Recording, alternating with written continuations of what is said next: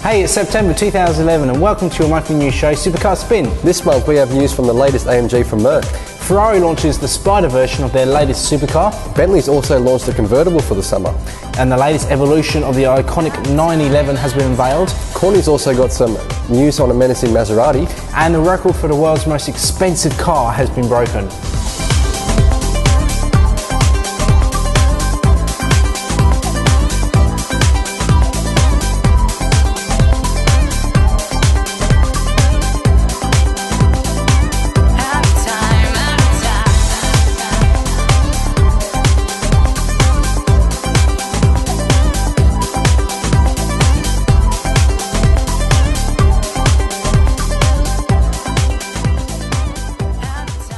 Hey, welcome to the show. My name is Mark. And I'm Brendan. And this is the show where we sift through the masses of press releases from the automobile industry every month and bring you just the most interesting ones around sports cars and supercars. But what have we been up to this month though? Well, we got our hands on a cool GoPro HD video camera and we've been taking some cool videos. Oh, what, strapping it to a car and stuff or? Oh, no. No. What have you been filming in? Oh, it doesn't matter. Okay, right. And I've been spending some time in Europe for 3 weeks and driving a lot around Portugal, and I noticed how many Seat models they have over there. Wow. Let's get on with some real supercar news. Okay. First bit of news is from Mercedes, the SLK 55 AMG Mercedes. Naturally aspirated version of the new twin turbo motor from AMG. So they've taken the turbos off? They have. To detune it a bit? Yeah, right, otherwise okay. why would you buy the bigger models? Yeah. Yeah. So it's got 46 more kilowatts than the old one, so up to 315 now, which is plenty of power. And a bit more torque, I guess. Yeah, 540 newton meters. Than the old model, you're right, yep. Yeah, not 540 more, it's got 30 more than the old one, but 0 to 100 in similar spec as the previous gen, 4.6. Yep, well anything under 5 seconds is very quick, so. That's right. 250k an hour top speed, obviously. Limited to 250. Yeah, that's right. Yep. This car's got a cool feature on it, which is actually F1 inspired. It's called cylinder deactivation system.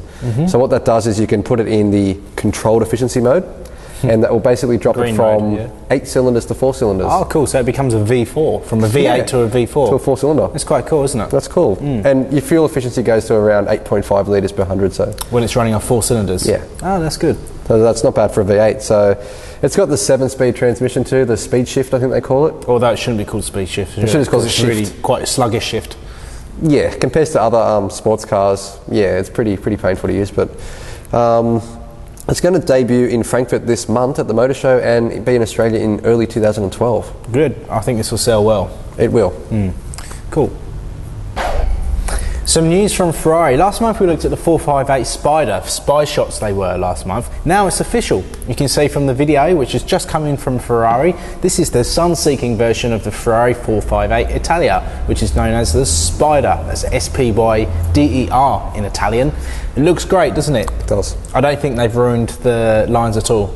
No, I'd love to see the rear three-quarter shot though, to see how the roof sort of finishes at the back there, but from what we can see it looks amazing. Because the video is shot from like the side kind of quarter, isn't it? Yeah, the front three-quarter. Yeah, front three-quarter, yeah. So the hardtop, as you can see in the video, flips over, I like doing that, flips over similar to the 2005 575M Super America. Yes. Yeah, the downside is... Oh yeah, you lose the clear engine bay cover. Yeah, so you can't see the engine bay. Good advantage though is there's no real loss of storage behind the front seats for any handbags and whatever you want to stick back there. Other details is it's got the same 425 kilowatt or 570 horsepower engine as the normal coupe version. Well, that's about it really. I mean, it looks great. Looks amazing. I don't know why you'd bother with the coupe. Yep, that's right, because this version, the Spyder, looks just as good and you can take the roof off. And you probably won't have, I mean, with the traditional hardtops, you get the squeaky roofs after a while as the roof gets a bit loose. So hopefully this one being one piece would actually eliminate that as well. Yeah, cool. Next bit of news is from Bentley. The 2012 Continental GTC, which is basically the convertible version of the GT, has been unveiled. We saw this car at the Motor Show, or the coupe I should say. Yeah, so it's actually, the styling from that's been passed on to the convertible, so it's got the Mulsanne inspired face. They've changed the back of it. It's got a more defined boot lid, as you can see in the photos. A little bit squarer rear fenders. It actually looks really nice. I really like this car. Yeah. I find it interesting that a car of this price comes with now 21-inch wheels as standard. So why do you find that surprising? Well, it's like, is that supposed to be like a marketing ploy to go, oh, I might go buy one now because the wheels come standard. When you're spending that much, everything should be standard. Well, I'm glad it's got some wheels as standard. Well, of course, that makes a difference, but should have a spare set, so if they get nicked, you can put some more on. That would be even better. Depends where you live. But the inside, they've also revised the dash, and they've got a touchscreen display now, and it's got a 30 gig hard drive in it, which is like, wow, I don't even know why they mentioned that. 30 gig? My PlayStation's got 80 gig. I know. So my PlayStation's better than the Bentley. Yeah, that's right. It's got the same power as the coupe. I don't know if it's heavier, but it's got the 430 kilowatt engine in it, the W12. Well, actually, it's 0.4 of a second slower to 100 than the coupe, so it's probably heavier. Yeah, so it's heavier. It's 4.8 versus 4.4. And it's not confirmed the release date for Australia, but again, it's going to be at Frankfurt this month. Yeah, that'd be interesting. Imagine what a W12 engine sounds like with the roof off. It should sound pretty good. That's right. Yeah, so a lot of convertibles coming out for the summer. There is this month. News from Porsche around the new 911, which is the new generation, is called the 991. So this has been officially unveiled now, which is great to see a whole new model of the 911. This replaces the old 997, which was around from 2005 to 2011 this year. So the looks, well, basically from the outside, the main changes have been a basically sleeker body, and that comes down to basically having 100 millimeters longer wheelbase, so that's what's a bit more sleeker. And the rear lights are nice and sleek as now as well, featuring some LEDs. Non-Porsche fans would actually struggle to see the differences between an old one and a new one, unless they were basically parked side by side. But I'm sure Porsche geeks and fans would know every single difference here. The interior, well, the style in the switchgear looks very similar to a Panamera. Like it's got that more kind of sleek, kind of more modern Porsche look. So the interior looks smashing. It's really nice, isn't it? Very nice. First ones to hit the showrooms will be the Carrera and the Carrera S models, so the base ones. So with the engines, well, the Carrera has a 3.4 direct injected flat six, pushing out 350 horsepower, which is 261 kilowatts.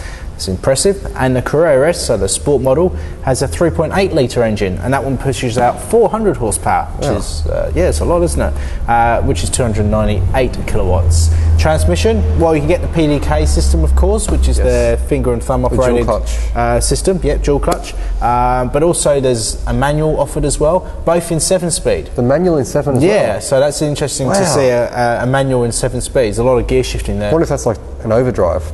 Put it in 7 for the highway or something. Yeah, maybe, yeah. It's very for economy. Yeah. Performance, well, let's not mention the Carrera, but the Carrera S gets up to 60 miles an hour in 4.1. Wow. So it's very, very quick. That's with the Sport Chrono option though, which makes it imagine what the turbo will do when it comes out. Yeah, it's going to be really good. Wow. So European sales will be commencing in early December this year. Now we have some race car based on a supercar news. The Aston Martin V12 Vantage GT3 has been revealed. Yep. So this is basically a track version of the V12 Vantage. Well, it's a shame we can't get this one on the road. I know, it'll be a weapon because I mean it's built to compete against cars like the SLS GT3, the R8 GT3 and Porsche GT3. So it replaces the old DBR S9 from Aston Martin. That's right, exactly. This car is really serious. It's got more power than the standard Vantage, obviously, 447 kilowatts, 700 newton meters of torque. They've even moved the engine further back in the engine bay to improve the weight distribution. Oh yeah. So really serious. It's even got a carbon fibre prop shaft, which I like. It's got an X-Track 6-speed sequential transmission. Yep.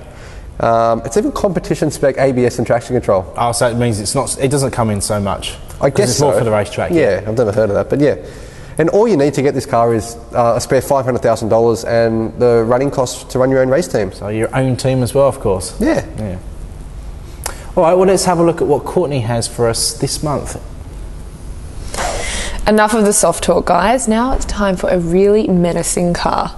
Welcome to the good, the bad and the ugly. The Maserati Gran Turismo. It could be described as the polite Italian driving machine, with the exception of the MC Stradale, which you all would have seen Brendan drooling over in our July Motor Show special. Well, Brendan, and all you other Maserati followers out there, hold on to your pants because I'm about to show you the true dark side of Maserati. Introducing German tuning house Anderson's Gran Turismo S Superior Black Edition. At first sight, almost instantly, you can tell the Germans have been in there.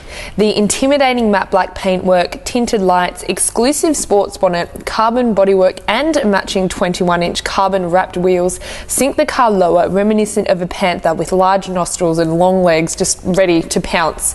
And isn't it superior indeed, with close to 500 horsepower oozing from the Ferrari-sourced 4.7 litre V8, thanks to Anderson's revised bimodal exhaust system and a few ECU tweaks. That's 50 horsepower more than the MC Stradale. This car poses a serious threat in all aspects, with the interior also sporting more carbon, Alcantara and two-tone stitching. Oh, and don't think they've forgotten what Maserati is all about. The comfort factor is definitely in there, with customised monitors in the headrests and dash, PlayStation 3 capability, just for you Mark, and a suitable sound system to match. Now, is it good, bad or ugly? It seems to me the Germans have once again taken the pride and joy of an Italian manufacturer and managed to make it better. Or as Anderson have called it, making gentle corrections. Anything to do with matte black and ECU tweaks definitely gets a thumbs up from me. I'll see you next month, guys. Bye. Thanks, Connie. That was some Maserati, wasn't it? Yeah, it was really menacing looking, really cool. Right, so the last bit of news is the world record for the world's most expensive car ever sold has been broken. It was by a 1957 Ferrari 250 Testarossa. Just 22 were made, and this was the first one they ever built. It took part in some of the most important endurance races in its period. So how much was it sold for? $16.4 million wow. at an auction at Pebble Beach in California this week. So how much is that? Well, that works out in the US to be 86 brand new Ferrari 458 Italias. Wow. Or if you're on a bit more of a budget, 820 Ford Focuses you could buy for the same amount of money. That's insane, isn't it? Yeah, it is. So the world record has been broken. $16.4 million for one car. Well, that's all the best bits of the news for this month. Yeah, don't forget to check out the great looking website www.supercarspin.com, where you can find links to all of our previous shows as well as some behind the scenes stuff too. And you can also find on there links to our YouTube, Twitter and Facebook pages as well. Yes, well that's all from me, from Mark and Brendan. We'll see you next month.